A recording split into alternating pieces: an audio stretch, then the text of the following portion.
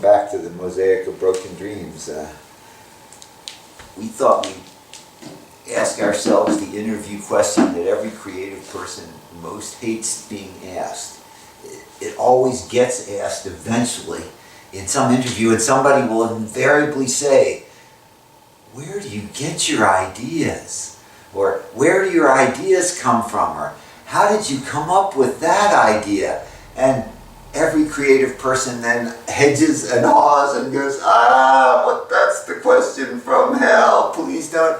Creative people hate that question. They never want to answer that question. If they're trying to actually promote their own book or movie or song or something, then even if there is an answer, you don't want to tell the audience that. You don't want to discourage people.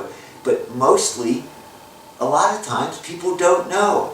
They know when ideas happen. They know when stuff works, when's good stuff. But really, where do you get your ideas from? It just makes most creative people angry. So I thought, that's really kind of what this whole video cast is about.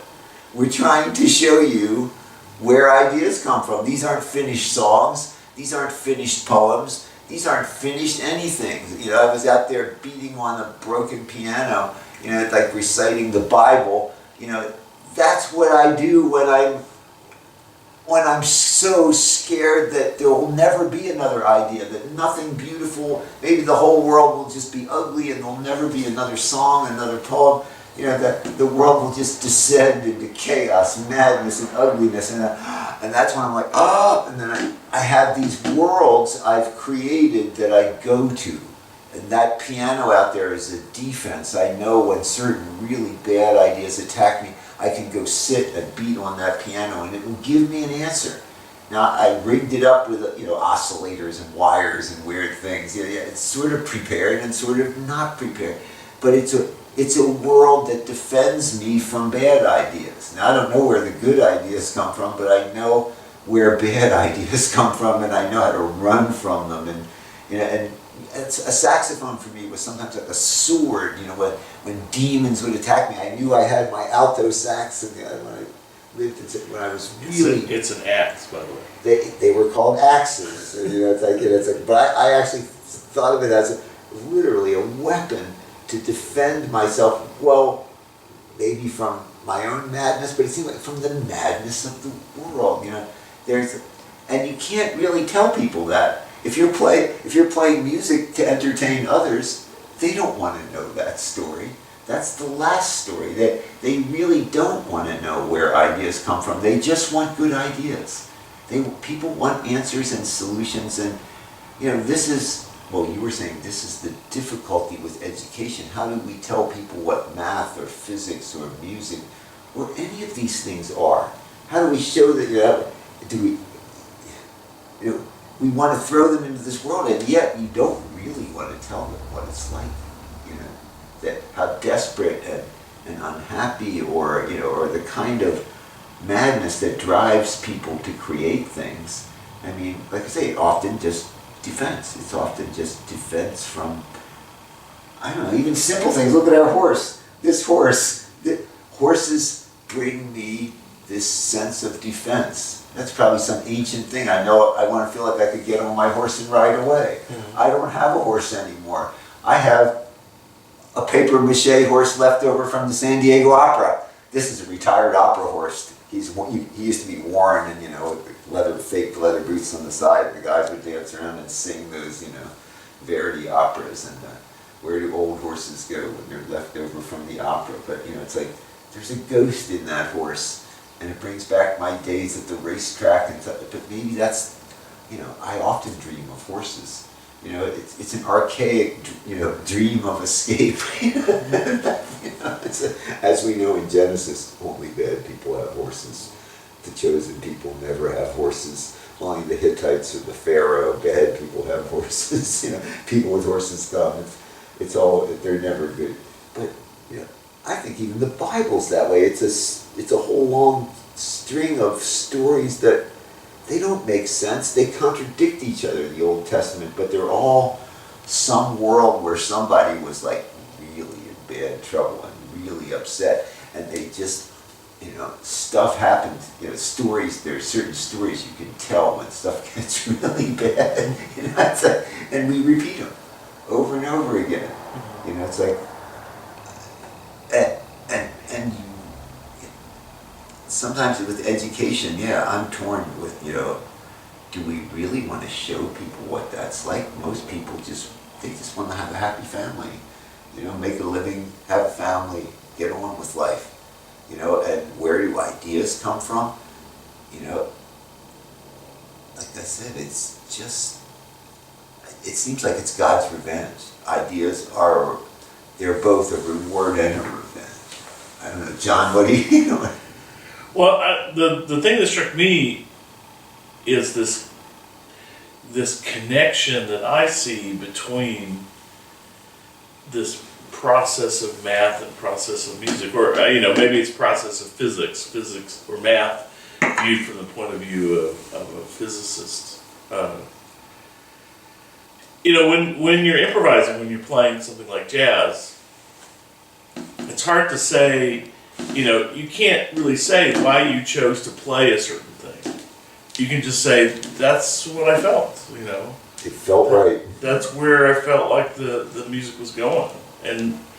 And if you sat down with some music theory, you could probably come up with an explanation as to why that idea worked. You could come up with a sort of a rational, very, very articulate, very, sort of step-by-step description of why did that idea work in that place. But that's not what I'm thinking of when I'm improvising music. I'm thinking about, well, that's what will sound good in this place, and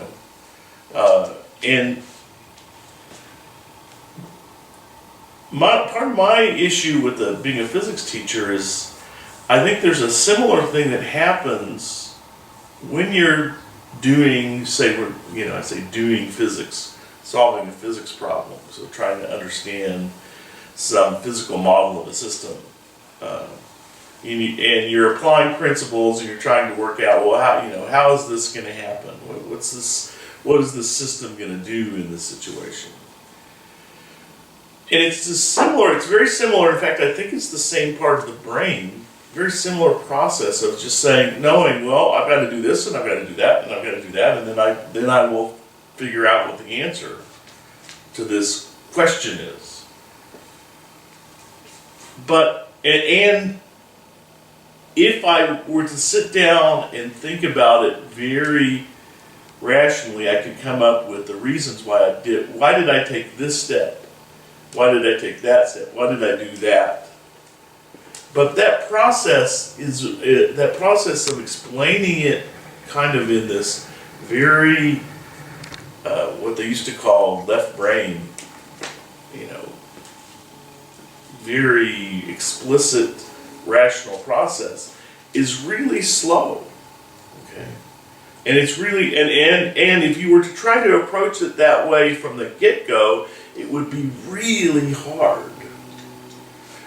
And I think that's one of the things that makes people not get math, is they're approaching something that really is intuitive, but they're trying to approach it in a very coldly rational way. And that's the odd thing, is people think of math as being really coldly rational, and it is. It's reason.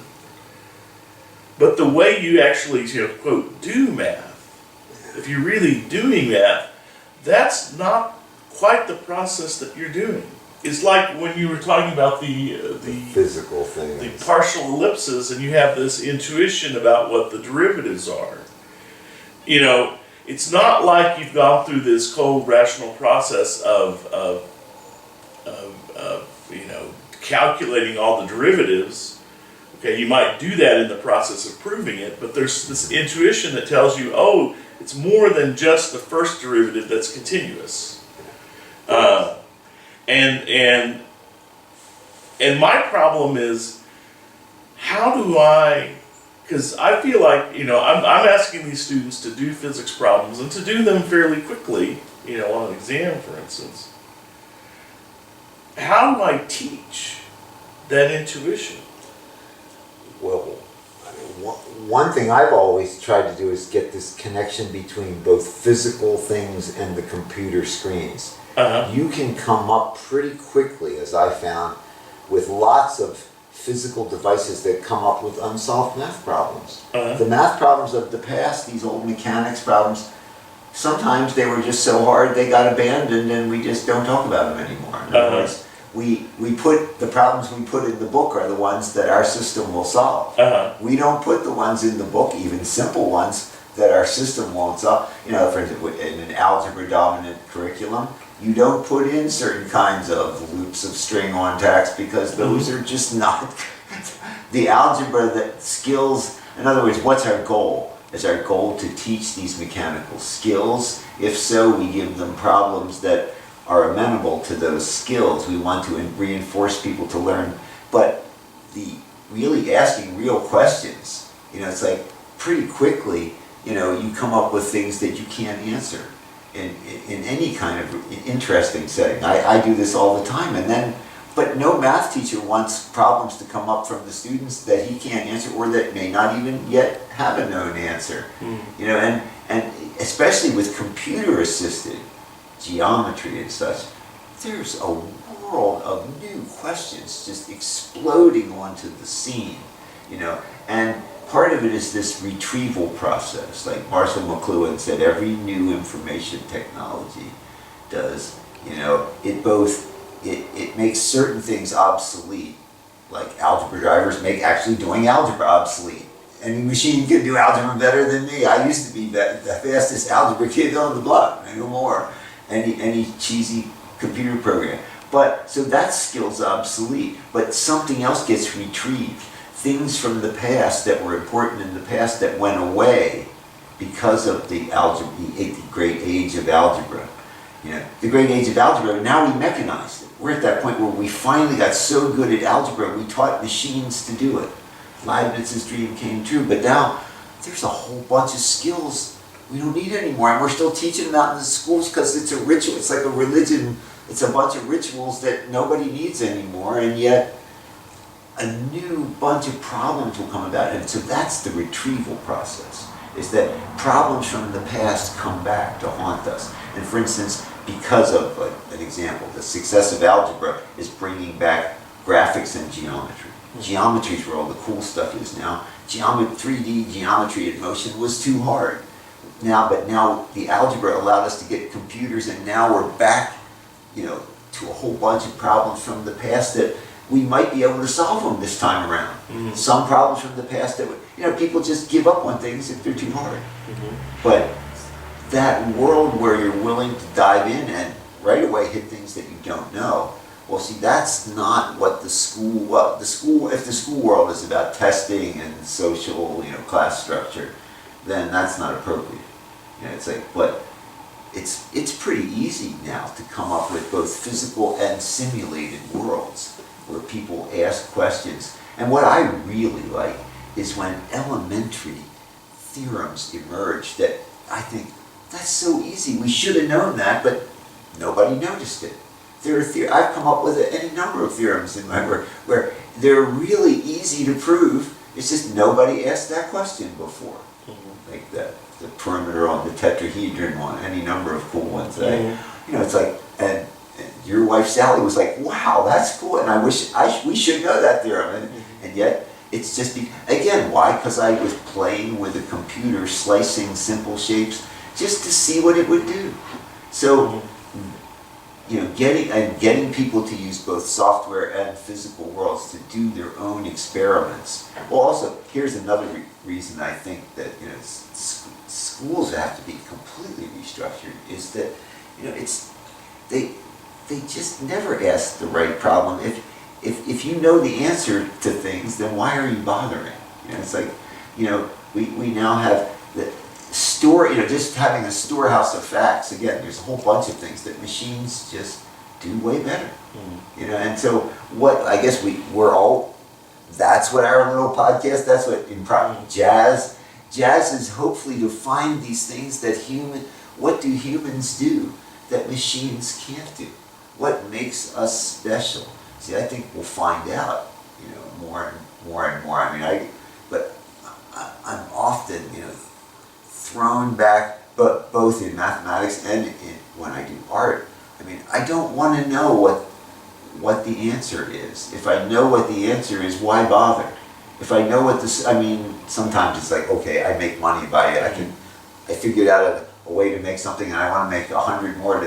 But if I don't have to sell them for money, once I make one, I'm not interested in making another one. That's the difference, and jazz guys say that, they love that. When I play jazz, you play a song, you'll never play it that way again. Now sometimes it's cool to catch it on video. Some of the jazz performances I've caught on video, it's like, oh, and many of the other ones are lost and gone forever. But jazz guys don't care. They're there to, they're trained to create a world and to step into that world. And, and I think there are ways to teach people how to step into a world, but it's not what happens in most, like at universities. We all know the frustration of trying to put a creative process to work in a setting where people are just there to get a degree and get on with their life. They're not looking for, entry into a creative world. Although, as I often tell people, at least you'll always be amused if you know how to enter into these creative worlds. Jazz improvisation, I think, is something that could be taught, can be taught now. You can teach people the gateway into worlds where these creative things happen. But I'm scared, like we talked earlier, the world seems to be breaking up more and more away from that. Jazz itself is kind of drifting into like a classical music kind of thing. It can't sustain itself. There's just, places where people come together to improvise. Maybe storytelling, it seems like that's the huge new popular event, improvised storytelling. Maybe that's the one place where we really know we're not machines. And sometimes songs are just, stuff to back up the story,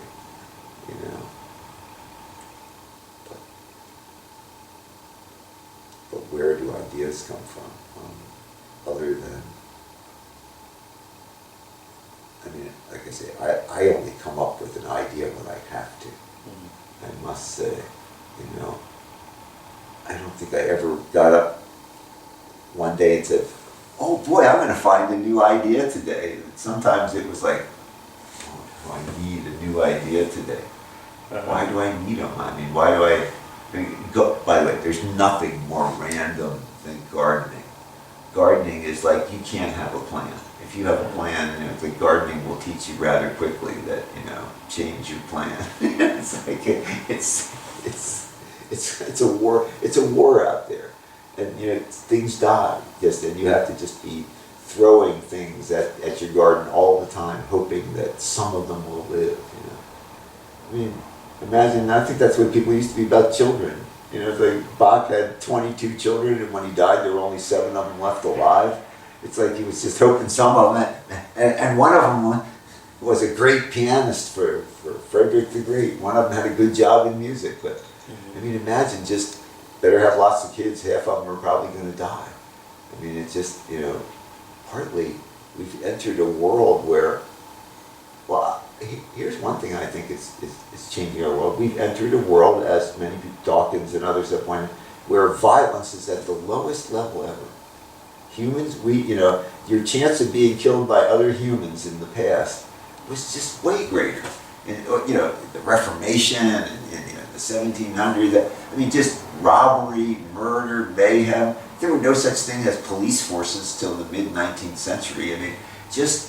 We have actually reduced violence. And I think that's part of what's changing our culture, although we haven't reduced human evil. There's just as much evil, but way less violence. So where does the evil go?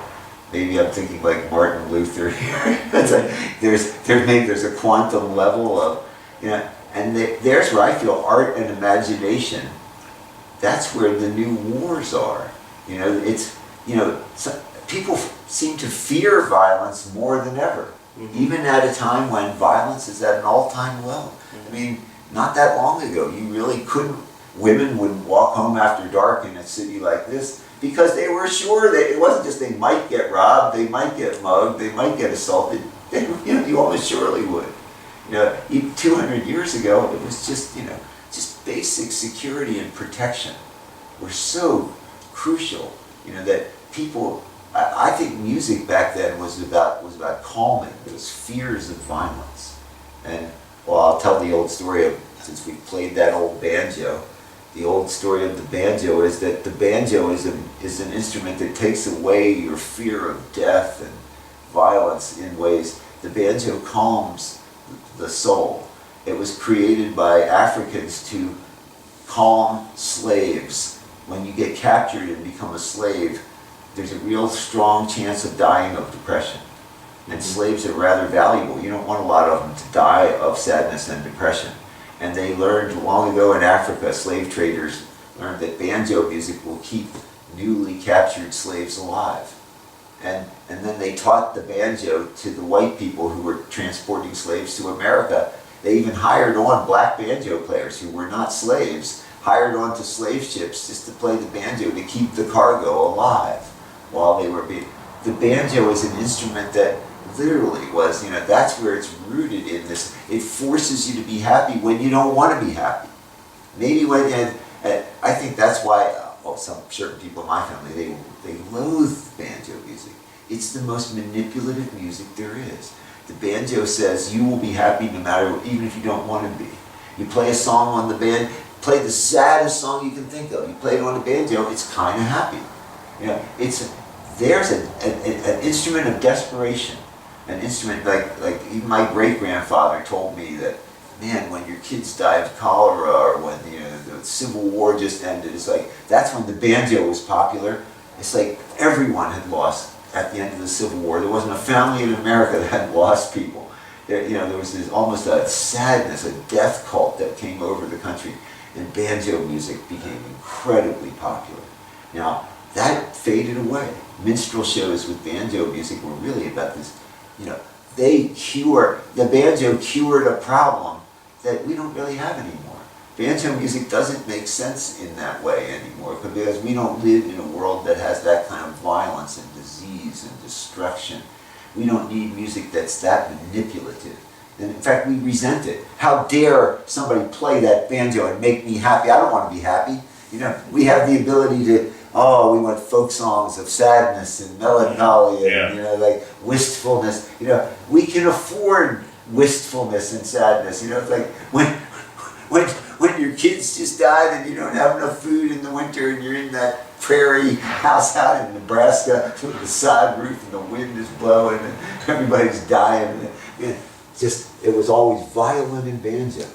So art, it wasn't about improvisation, it was literally about like a vitamin, like you're dying of vitamin C deficiency, you're dying of music deficiency. People, I've heard stories like this where music would just be literally this. Church music was that way. Those old hymns where people were just like so torn when their kids died or something that songs had to fix that.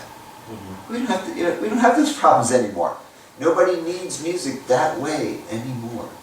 We should all praise the Lord. We don't have to deal with cholera and war and destruction. Not in the ways that we used to. We live, but yet, I think, sex and money. Once you take violence off the table, where does evil lurk? What are the tools of evil? Are mostly sex and money. We see weaponized forms of sex and money in our culture, causing evil in ways that they never were allowed to. Usually just plain old violence. It's kind of, people didn't have time to mess around with more subtle, manipulative.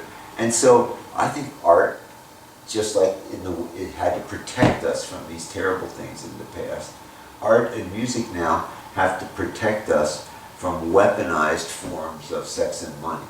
And so it's like, you know, music that's not about money. You know, it's like, you know, love that money can't buy. So, it's, I think they say it's all about authenticity. If you can fake that, you got it made in show business. It's like everybody's trying to fake authenticity. You know? The preachers, the musicians, and the little. But where, you know, where is that little bit?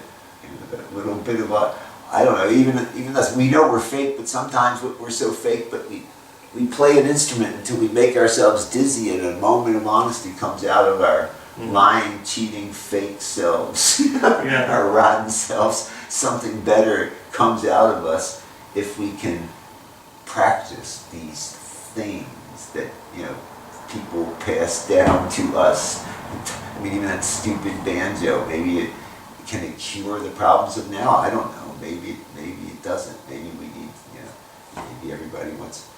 Why do people still love why do they still, when we get upset, why do we say, John, sing us a song? And you say, oh, I don't know, I don't want to sing a song.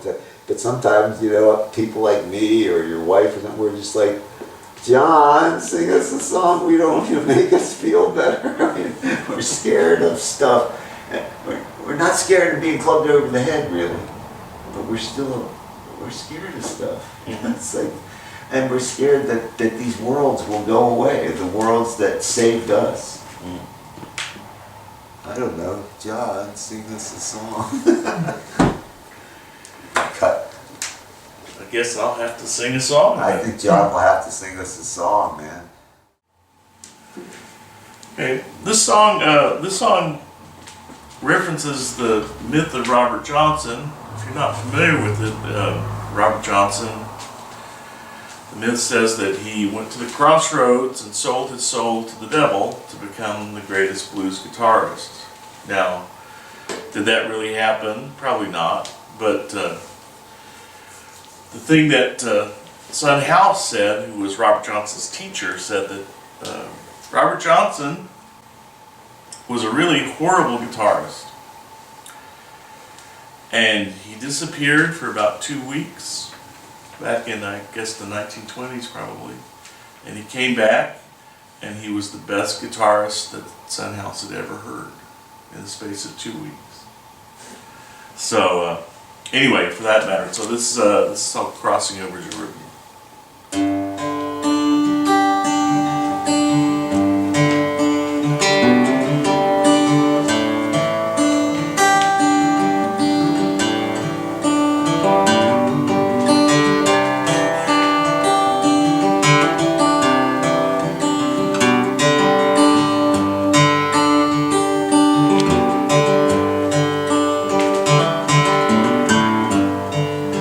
Standing alone at the crossroads, just before midnight. One hand's hoping that the devil shows, the other one's praying for the morning light. When I crossed the bridge to Memphis, I was saved.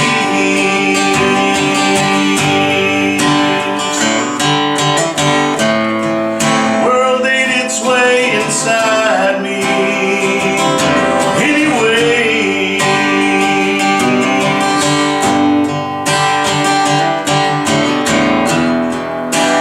worst may come tomorrow. That's okay. That's okay. 'Cause I'll be crossing over Jordan any day.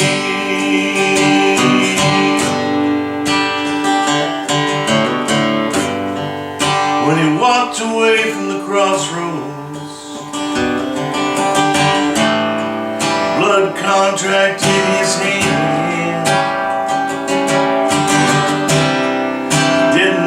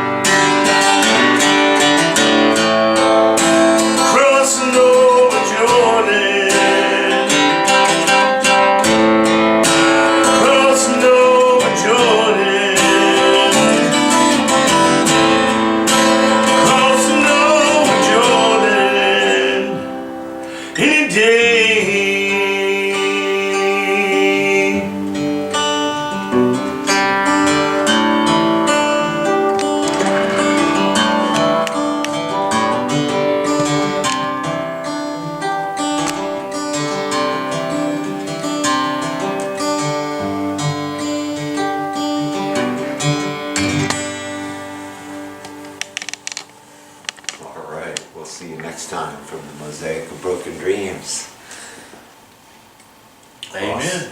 Over Jordan. May we all cross over Jordan.